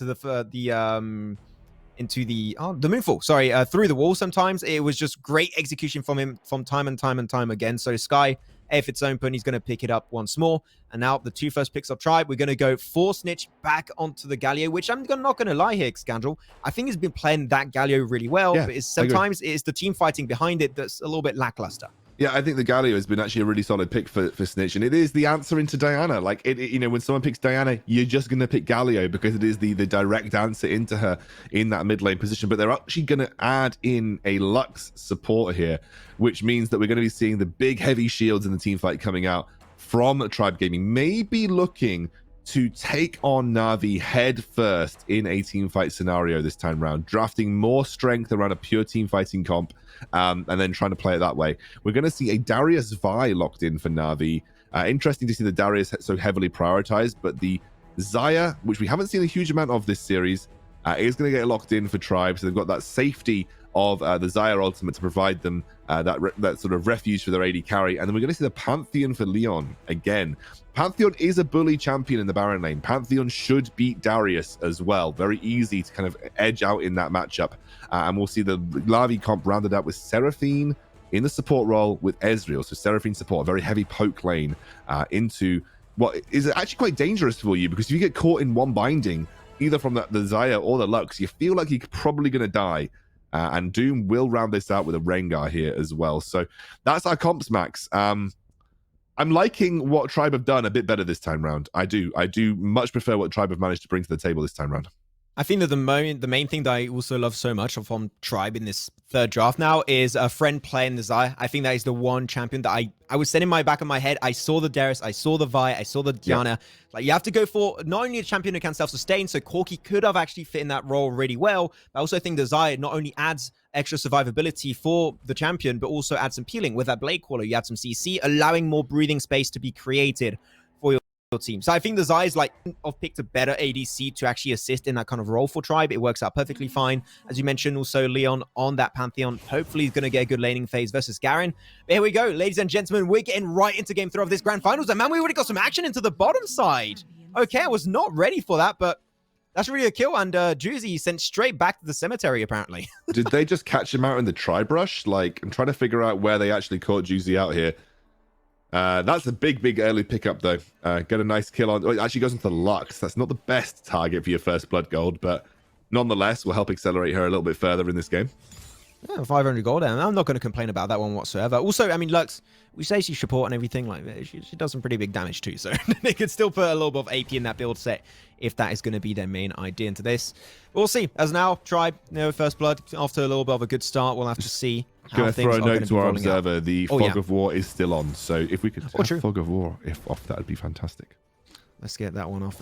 We can see we have been gifted the. I've been gifted sight. the sight of the map here, and Yeah, good start. That's what Tribe need. Like, if you're looking for like a bit of motivation, if you're looking for just a little bit of like a pick-me-up going into your final game, what could be your final game of the tournament if you don't win it, getting a first blood kill is always a good way to kind of pick you up and say, all right, boys, we got this. We got this. We can turn this around. And, you know, especially onto the bot lane here, putting pressure onto the Seraphine. Very easy to abuse if you get ahead the Seraphine as well. She's one of the squishiest champions in the game. Mumu, though, senses blood as they saw the roam come out from the Lux here. Goes straight in onto Friend. Yeah, Clue tried to assist a little bit in the mid lane position, though. This is going to be a big focus on the Scuttle. Maybe double Scuttle control, actually, because you currently have Doom on the top side. They're going to get it thanks to the assistance of Leon. Now they're going to try and collapse, actually. You see Doom is there a little bit too late. Will get smited away by Ghost, but now you've got to be careful. You maybe don't want to take that fight because you have a lingering threat in the background. And he's going to go for the engage. No route just yet. Wait, whoa, that he flashed the wrong way. Oh, no, that's what feels bad. And he's instantly going to get pounced upon. Maybe a double kill from Doom. That damage is nutty. Mumu will be able to get this shot last second, so not going to die to that burn damage of the red buff. But okay, Tribe, this is a different approach, and I'm loving it. Yeah, just really just getting down into the dirt with Na'Vi, taking them on and fighting them where it hurts. That's what I wanted to see from this comp. Just going in and brawling against Na'Vi very early on, saying, okay, look, let's not be scared of their teamfight mechanics. Let's not be scared of taking them on in the 5v5 and just going all in, and I'm loving it. Really, really good, solid play, and Doom now has a big advantage in the jungle again, and we know that when Doom picks up an early lead, he can snowball it really quickly too.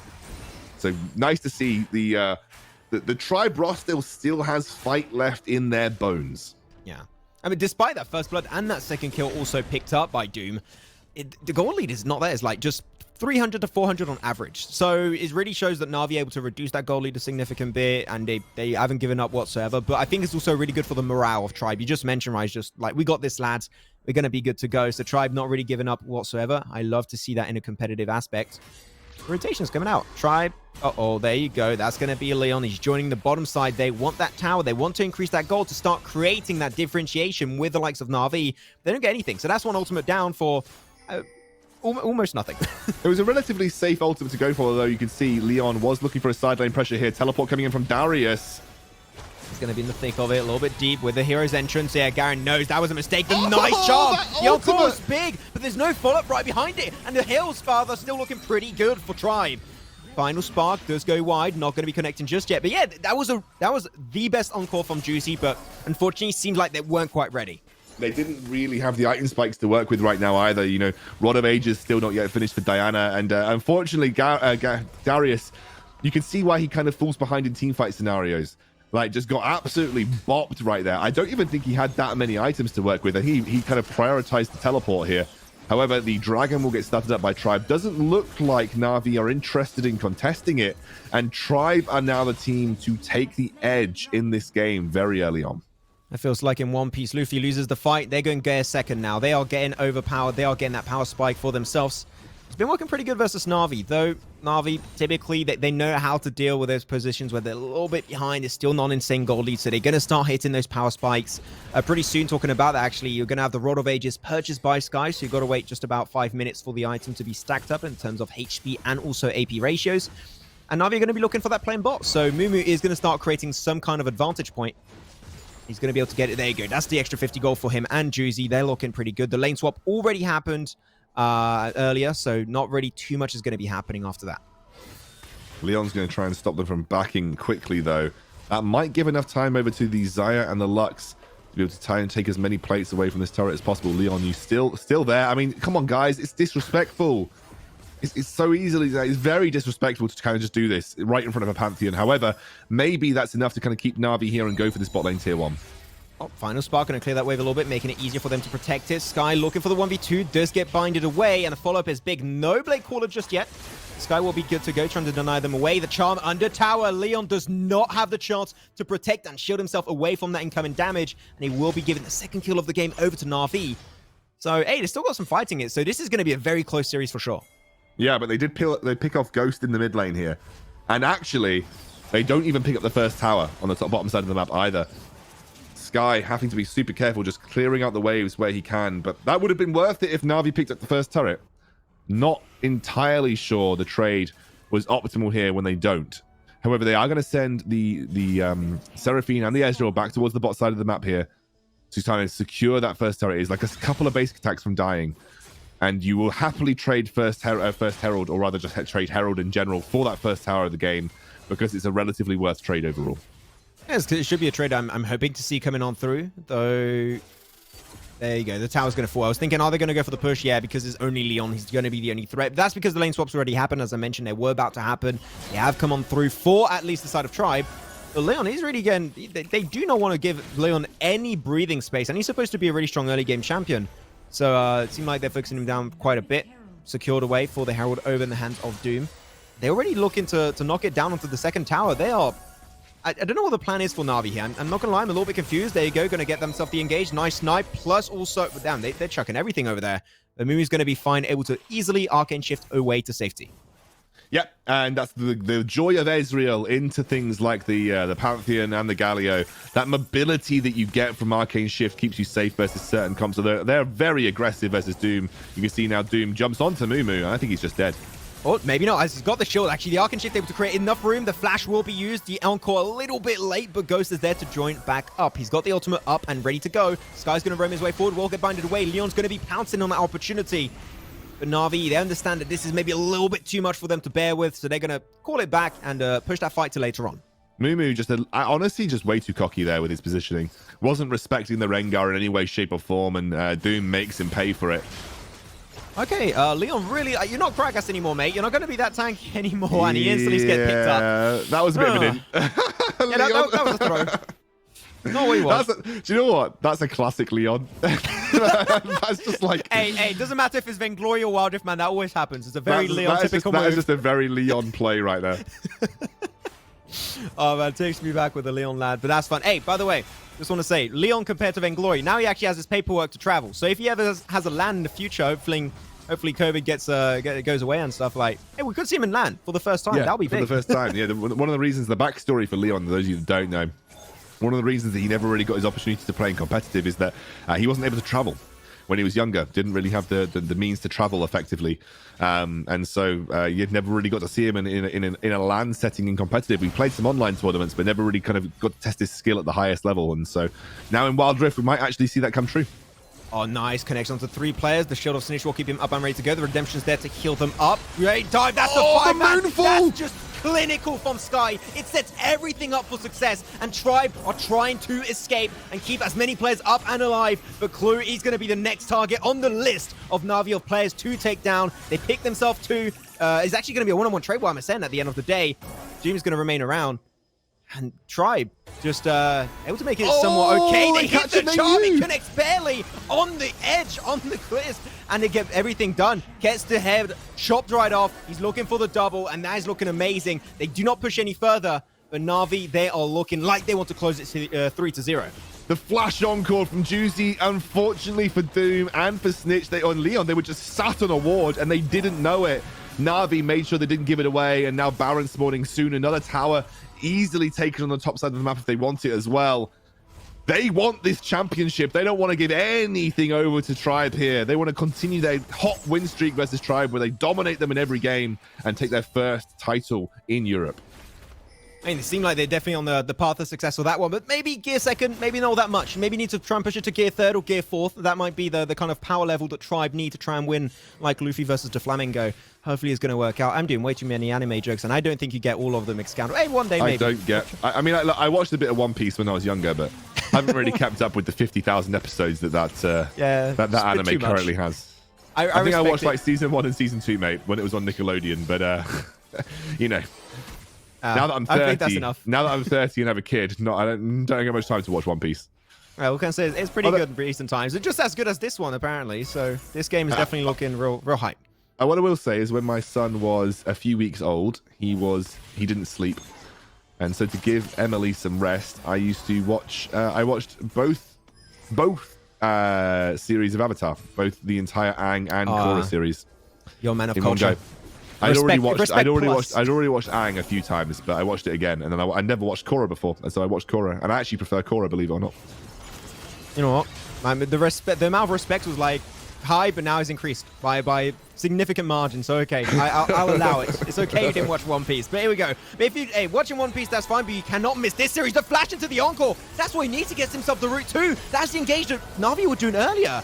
And they're doing it once more, but unfortunately not able to convert it into a kill. So that's one big ultimate on a really long cooldown. They're going to leave that fight instantly. I get why they were doing it. They're trying to punish the fact that Doom had gone into split push mode. Doom now has the flank potential onto Na'Vi here. Look how low Ghost is. Ghost is very low, and he's instantly going to die. He's going to be the first casualty of this entire skirmish. Friend able to make it away, potentially last second, but Sky, he's on a killing spree. He's on the backline, dealing a lot of hurt onto the opposing squad, and there's just nothing they can really do. Na'Vi pick it up. They lose 2 players, but they get himself almost the ace as only Snitch stays up and alive. Is full tank Darius OP? I need to ask you this. Is full tank Darius OP? Because he just didn't die. Like, the healing that he got as well back from that fight, and just gave so much time to Sky and Mumu to really pop off here. Inhibitor turret on the line. It is Snitch versus the world. And Snitch desperately holding on, but it is the Ocean Drake that will be spawning in around 40 seconds time. That means we'll have an Infernal Soul this game. And it isn't exactly a ridiculous lead right now for Na'Vi. It's only around 4,000 gold, which at 12 minutes into the game really doesn't mean that much. Yeah, it actually really isn't an insane amount. So Na'Vi definitely don't want to just lay on their laurels, I would say. They've still got to try their best to hold on to that lead. Otherwise, they might just get punished, like right now. The flash coming on forward, try to get the taunt. If they can find the mid tower, that would be big. Leon will be able to pick it up and instantly going to be going for the fight. Onto Garen, though he is a pretty tanky lad at that. And yeah, Tank Garen, Tank Garrus, played by Garen, is looking pretty impactful as of recent times. We need to see the Proto Belt, though. Proto Belt into the Apprehend. Now, that's real OP. No. Teleport. Teleport's the sensible top lane decision. It was the fun play. Oh, we're here for fun, too, okay? I'm sure Jason likes the Dash Boots play. Jason is a big fan of Dash Boots. Yeah, we have this next dragon spawning up, though. And it looks like Tribe are confident to contest this. The problem that I have with Tribe's compass isn't really scale. Apart from the Lux and the Xayah, which do, I feel like you're fighting a losing battle the longer that this game goes on against Na'Vi. And Na'Vi now have the positional edge versus you on the dragon. I don't think you're getting aim for this. Oh, there you go. The Apprehend on a really valuable target. That's Lux instantly just going to be blown out of the water into the Encore that even connects onto the jungle in the backline. And Snitch is just going to be trying his best to make it out of alive, but can he make it? We all know that's not going to be happening. He's going to be the 3rd kill pickup, and Na'Vi are just playing with their food right now. They are looking to close off this game ASAP. Got Baron available if they want it. Don't even think they need it right now, though. These team fights that have been played so perfectly. Darius just walks up, apprehends.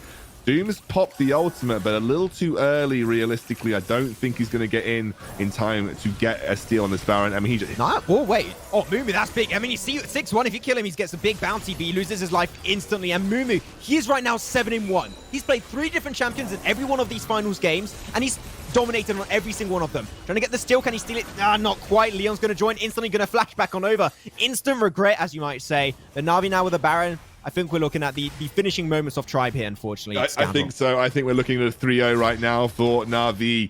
They have looked like the best team in this tournament. I think I want to link you back to what Jason even opened up with yesterday. You know, when we opened up the battle for the Rift, basically said Na'Vi, to me, looked like the best team in this tournament. Clearly vindicated in that opinion right now. Because they absolutely have just swept everyone away. And it really just comes down to that superior team fight mechanics. They play the team fights so nice. It is really, really good stuff to watch them kind of like fluidly manage every single threat in these team fights. I don't really see a way that Tribe's comp even outscales, like the Rengar.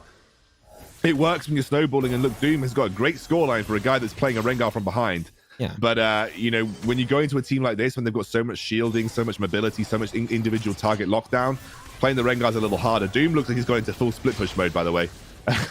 He's going to take care of that. But Na'Vi are one of the only teams that do not falter up against the split push threat of Tribe. Every time they see a split push, like, oh, they're split pushing, that means you've got man advantage, you can go for it. But you don't have the man advantage right now, Sky. He's going to have to go golden. The teleport comes on through, while Doom is right behind. He's going to be a lingering threat in the shadows, waiting in a blanket of mystery and unknown as he's waiting to pounce on an unknowing target. But you're not going to be able to close the gap just yet. Now they're going to focus their first inhib tower of the game. And there's going to be some great pressure. Leon, he's going to be put into the thick and thin of it all. The great knockup. Bomb Sky into the Moonfall. Sets everything up for success. Everything connects. Every tool lands. for Na'Vi, as they're not only looking to win the fight, they're looking to win the game, to win the series, and win the entirety of the battle for the Rift, as they take themselves to 3-0 and will be taking the first trophy they have ever got in the competitive European scene for wildrift. Yeah, congratulations to Na'Vi. You absolutely deserved it. Every step of the way, like outplaying Tribe on the team fight levels. Tribe never able to, through that ban strategy that me and Jason discussed heading into game 2, that ban strategy that just wasn't allowing Leon any kind of leeway in the side lanes. And then when it came to just playing out skirmishes and playing out team fights, the mechanics shone through. Mumu, gotta give it the man. He has to get MVP. Yeah, I know he's been facilitated. I know he's been set up, but come on, man. This guy's got 32k damage, and the closest person to him this game was Friend at 17k. Like this. I mean, the man is a monster in the AD carry role. So, Excoundrel, you want to hear more of a beast that Mumu is? Yeah. He had 3 deaths in the entirety of this series. 1 death a game? He 1 death a game. He was 15 kills in game 1, 14 kills in game 2, and then in game 3 at the very end, he finished off with 9 kills. This man dying 3 times only. Obviously, his positioning is perfect. The way he's playing is perfect, but we have to give credit to his team as well to allow him to survive like this. But to have an AD carry like that who can put down those kind of numbers and those minimal amount of deaths, you could depend on him, it seems like, every game to have a phenomenal game. I mean, Jason, I want to say I'm happy with both Emerald. Okay, we might be a little bit of an exposed, but like that, we don't have to play versus Mumu. Don't put him on blast. Hey, man. Oh, yeah, that's true. That's true. At least we're safe over there, but it's been just a great series. They're a team that came in every single game prepared. I did question if they were going to watch the series and potentially really find a strategy versus Tribe. They had it since game 1, right? Every time, you split push, as I said, they know they got the man advantage. They would flash in on core from time to time too. That was like really surprising, but it almost worked out. I think that they're a team that no matter what situation you send their way, they will find a solution, they will execute it properly, and they will come out on top. That's why I think that Na'Vi right now are not only the winners of this tournament, I clearly think they are the best team in Europe right now. Yeah, we'll take a look at the brackets here really quickly. And I think what's so important for Na'Vi is, we mentioned it before many times, they have yet to take a tournament victory, a tournament title. And they do it now in the most competitive Wild Rift event in Europe to date. And what a fantastic way to do it, not dropping a single game the entire way through, having a flawless performance here. Excoundrel, Na'Vi are just a brilliant team. Yeah, absolutely. They just, as I said, I really think it's shone through in the mechanical team fights prowess they have. In every series, you can kind of point it back to individual moments that they made an outplay, or they mechanically piloted a team fight in a way that was able to allow them to snowball the game. But I think in Tribe, you really saw them open up really sensible game decisions as well. And I think Tribe challenged them a little bit in some of the early games, but I don't really ever felt like Na'Vi were challenged in this tournament to the level that I was expecting. Na'Vi have just put themselves on a pedestal above the rest of Europe right now, and I think you can confidently put them as the best team in Europe. This is why, Max, I cannot believe you when you say they don't play with the full team in comms, because the way they play with those flash engagements, those flash encores you pointed out before, like, I don't know how you communicate and get that level of synergy without being in comms together, unless they're all like, well, not twins, quadruple. What's 5? Pentuplets. Pentaclets. Unless they're pentuplets, you know? I mean, for sure. That was 2 months ago when I had the interview with them for Mobile Mayhem. At the time, it was Ghost. I might have to recheck, because that kind of synergy, that kind of like millisecond kind of plays that are coming through from them, I don't think a Corgi bot is going to get that much reaction time from them. So you might want to try and shift it another gear and see if they must be all in voice chat. There's no way. Like, it's too good. You know what, Max? You mentioned that you had an interview with Ghost before 2 months ago for Mobile Mayhem. We're going to have him, but after a short little break here. So make sure you guys stick around. We're going to have Ghost coming in from Na'Vi for an interview to talk to him about how the event went and how they played out the grand finals. So don't go anywhere.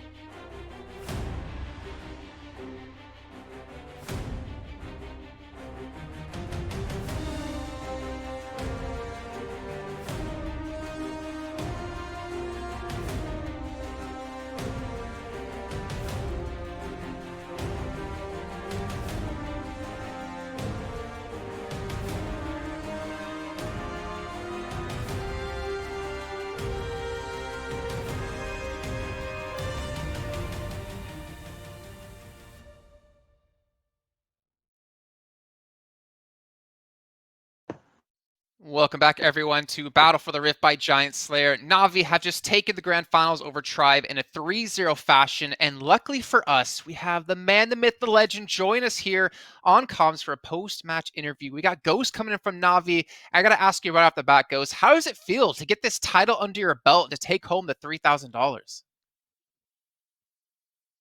So firstly, it's been a long time that we didn't reach the champion. Like the past 2 months, we was always second or third place, and it's missing. Yeah, it's missing to be the champion.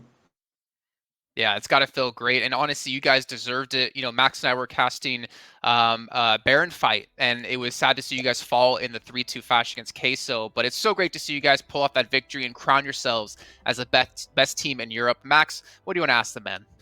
So I wanted to talk with you because, Ghost, like we talked and we had an interview together actually back in the Mobile Mayhem tournament, and you told me at the time you guys were not all in voice chat, and I want to solve that mystery right now. I want to feel like Scooby-Doo a little bit. Are you guys still all not all in voice chat, or are you all in voice chat now? No, today we are basically 3 people who talk always, and 2 people who will talk, but they didn't talk a lot. So we still like 3+2, but they're starting to communicate with us, so it's pretty good. It's a good point. It did seem really strong for sure, man. Like you guys definitely improved so much, and it seemed like that synergy was really strong from you guys. So congratulations in general from that one. I just got a second question for you guys, especially for you, Ghost. How did you guys approach this final game versus Tribe? How did you prepare? Because it seems like you guys had an answer for everything. So what was your mindset coming into this finals? Yeah, so we wanted to give a thanks to Gamelord because they show us that Leon Fiora is a monster. So we choose to ban 3 games of him, and also Kami because we know Tribe is a solo lane comp. They will play for Leon, and they will try to get advantage for Leon. That's why we just need to ban Fiora and Kami. And when in the second game, you can see they pick Christoph 8 and the Rengar, and in this game we just tell Darius to just play safe. Under tower, it's okay. Because we know they will gank him. And I have some questions for you, Goat. Oh, sorry. Yeah, carry on, Ghost. Yeah. You can ask. I've got some questions for you because a lot of what to me feels like your identity is that Na'Vi is just really, really good mechanically in team fights. Like you guys just excel more than any other team that we've seen at just being strong in the skirmishes and strong in the team fights. Is that something that you draft for? Do you draft specifically to be able to go to first Drake and say, we can win most team fights at this point? No, it's because it's just on the composition we will look so at every lane priority. Because they know we play so for Mumu and for Sky, so we will give them the lane advantage, and we can so let Garland just play other champ and Jung also to play other champ. I chose to train Vi because I didn't play this champ so in past tournaments because the champ can really good protect our ADC. Mm-hmm. That way I choose to take Vi on this match. Yeah, and it made a lot of sense, especially when you had the, Mumu on the Kai'Sa and you want to peel back for Kai'Sa and peel back for Ezreal. I mean, Mumu's score speaks for itself. I know we talked up Mumu, but, Max rightly said that you guys played around him really well. Is he definitely the guy that you rely on in terms of having that sort of carry potential for the team? What do you want to mean? I didn't really understand. Is Mumu like the player that you focus on as being the sort of the guy that you play for with your drafts and your team comps? Yes, Mumu and Sky. Mumu and Sky, yeah. Because Okay, we we'll know they will take the game when they got the lead, and even if we lose on the top lane, even Garen lose, Sky and Mumu will take the game. Yeah, well, I mean, to be honest, you guys didn't seem to lose at all here when it came to this tournament. You didn't drop a single game. And Ghost, I want to give you a chance to talk to your fans. I'm assuming and I'm guaranteeing you right now that you're going to have a lot of new fans after this, considering the domination that you put on. But I want to give you a chance to give a shout out to your fans, to your teammates, to Na'Vi maybe. The floor is yours, man. Yeah, so firstly, I will thanks to all who support Natus Vincere because they give hope to us. They they encourage us to win all tournament because even we lose, we will be sad like all, but we will every time we will get better for next time. And there are also sad things that I will say today because but you guys will know later in the month, and it will be a pretty sad things for us, but I will not tell you now because you guys will know what is that. And I hope that that Navi can be more better and try to get all champion for maybe not all, but we'll do our best to get the champion for the future tournament. Well, I think I speak for all of us here and all the people out there. I hope the sad news isn't you guys leaving Wild Rift in any way, shape, or form, because we love to see you guys play. Ghost, congratulations once again on taking the trophy. Take yourself the $3,000 and being the best team in Europe. Thanks for joining us, man. Thank you. Max, Excoundrel, I'm a little nervous now. I'm a little nervous Nancy here. Hearing him say there's some bad news coming up. Maybe I know. I think a lot of them. I think they're students, so maybe that they might be heading back to other countries outside of the European sphere. I don't know. That might be the case. I don't know though. I have no idea. I will have to see. I'm hoping this team's able to stick together. If they're not, I'm hoping whichever team they're able to kind of piece around it has the same kind of power that Na'Vi had. But undefeated this entire tournament. It speaks for themselves. Yeah. They've had an excellent series. Max, if that does happen, I really just can't wait then until, was it June, July, when that Worlds has been teased to happen for Wild Rift. If they do go back, they do leave the European Union, I hope to see them in Worlds, because this team has been so damn good, and we've never seen a team so far in EU Wild Rift that can compete at the mechanical level when it comes to the team fights. I mean, Na'Vi has been also shown as picking up teams in like a multitude of different regions, so it wouldn't be that weird to see them pick up still this team in the Eastern region. So I hope that they remain as a team. I think that it would be a really big loss. Like we're just speculating many things there. Okay, we seem getting right to the most negative part potentially, but it might just be the smallest change. Like, hey man, sorry, but like we're all gonna have to be in voice chat now, which is a good thing. But at the end, I still think that this is a team that I think that if they change in any shape or form, they'll leave a big void in the European scene. So. Even if it's maybe the last time they get themselves a title under that, I still think that they've done immense strides for themselves in the European region. So I want to see a lot more, and hopefully we'll have time to see a lot more of these Na'Vi comps. Yeah, before we do end off today as well, I mean, I think we should do some justice to Tribe, because this team had the toughest route to the grand finals. They had to fight their way through Trova Nova beginning. They had to fight through Game Lord, where they went to 3 maps. This is a team that has a lot of grit behind them, has a lot of know-how. I mean, you heard Ghost, the respect they gave Leon after seeing him early on today, knowing how powerful he is, targeting with 2 bans. Tribe is still an insanely strong team. Yeah, I think Tribe have got some really talented players on their roster, and I think a lot of those games could potentially have gone either way depending on the first Dragon fight. Like there was some moments where you thought, how did Na'Vi get away with that? Like how did they get away with that fight? I mean, at the end of the day, they played them incredibly well. They played the fights out fantastically. Tribe definitely have what it takes. We've seen they have what it takes. Game Lord were put together as one of the superpower rosters of the Europe, and Tribe still edged them out in the semi-final. We've got a lot of talent here in Europe, pulled from a load of mobile games from sort of previous years, and clearly we have a region that's going to be strong for Wild Rift in the future. I'm just really excited to see Europe continue to go from strength to strength. What's your thoughts, Max? I agree. I think that Europe in general is just, I would say maybe EU better than NA right now. I'm going to go with that one. I'm going to keep the meme alive on that one. I think so. I don't know. I think NA got some really good players, actually. Okay, EU, man. I'm going to go for it. Okay, but I still think that also NA's got some really good talent in general, but I do support really the European team fully. And, the European team's going to be kicking off the official one at that just this summer, right? So these are the teams that are participating in this tournament. They're going to be the front runners of the entire European region. So I want to see a lot more of them, see how much they can improve until summer, and hopefully take a few titles for themselves. So I'm extremely hyped for the future ahead for the competitive scene of Wild Rift. Absolutely. Okay. Excoundrel, on one last thing before we do end off the show, I want to give you a chance, what's your thoughts about how the whole tournament went, and then obviously like a nice little goodbye from you. Yeah, honestly, absolutely loved it. I think it was a great showcase of some of the best teams that we have in Europe. It's clearly showed that we have some gaps between some of our top teams, but some of the displays that we saw across this weekend were absolutely fantastic. And Na'Vi have just gone from strength to strength over tournament to tournament. But wildrift's in a great place competitively. We had a nice diversity of meta. We finally saw split push win conditions achieved, which I just didn't think was even possible because no one was able to do it properly. And I think we're in a really good spot right now. I think competitively, it's clear the game is entertaining. It's clear the game has legs to be watched as a spectator sport. And the more I see of it, the more I cast it, the more I truly believe that. And I think once we get to later on in the year, we'll get to see some really exciting action towards the world stage. All right, your turn, Max.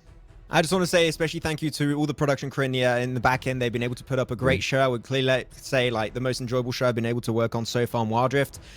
Thank you, Jason and Excoundrel, for joining on the show too. It's been amazing to be able to cover this tournament with you guys. And also the chat, you guys have been amazing. I haven't seen enough Keck W, so still got a few things to improve on that side. And now, I mean, I got inspired by what's been happening. So after this, I'm sure myself and Jason, we're going to play some Sona Jana for sure, man. We're going to get into it.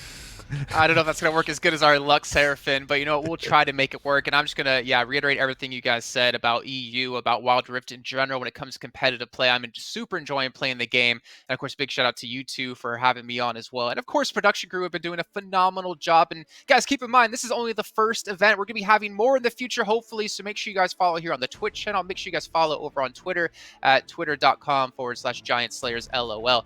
And then, of course, a big shout out to our sponsor, Mobile Gaming Corp, who have been able to put up 10 $50 vouchers for their website, for their store. You guys can type !giveaway in chat. You guys click the link to make sure to get yourselves entered into that, because it's only going to be open for a few more hours. So for myself, for Maxman, for Excoundrel, for the lovely production crew we've had here watching the show or helping with the show, and of course all you viewers at home who have been watching, thank you again and have a great night.